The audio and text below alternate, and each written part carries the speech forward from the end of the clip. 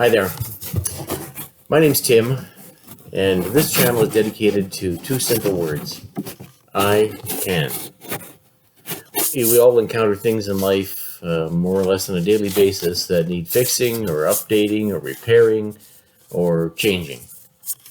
And we're often pre-programmed to automatically react with, I can't do that. Could be our life experiences. It could be our background that makes us lack the confidence to try to do things. Or maybe it's a belief that whatever we do, we're probably just going to do it wrong. An old-time carpenter that I knew used to say, a sign of a tradesman is not that he makes a mistake, but that he takes the time to fix them. So here's some rules according to Tim. Rule number 1, and that is, if you can read, you can figure out anything. Rule number 2, ask yourself, what's the worst thing can possibly happen if I do something? Number 3, if at first you don't succeed, try it again. And number 4, measure twice and cut once. So let me explain. Rule number 1, if you can read, you can do anything. Well, that line could actually be modified a little bit today to mean something different. In this amazing online age of information, this rule number 1 applies more than ever, and perhaps should be remodified to say, if you can read and watch videos, you can pretty much figure out anything. Now, more than ever before, there's no reason for any of us to say, I can't or I don't know how, because we really can figure these things out. Now, rule number 2,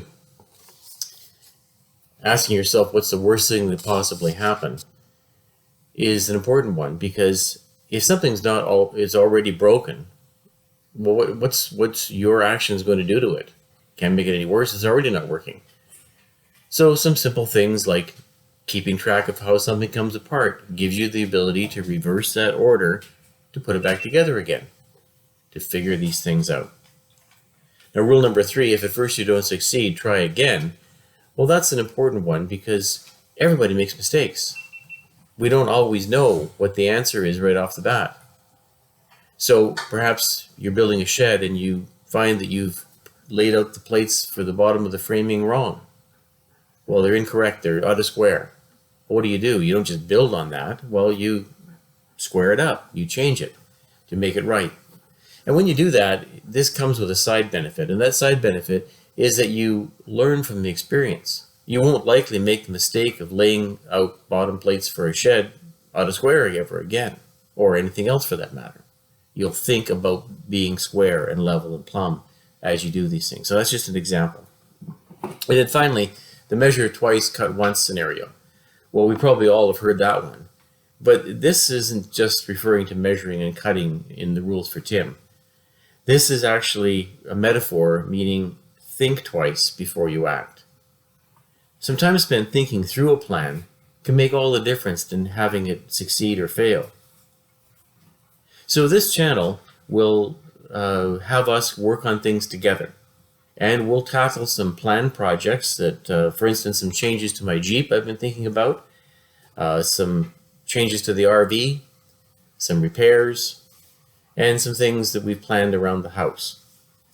And also, as unplanned things happen, something stops working, something refuses to turn on, well, I'll share with you how I apply the rules according to Tim to solving the problem. And so together, we'll tackle the problem. And I hope you enjoy tackling it with Tim.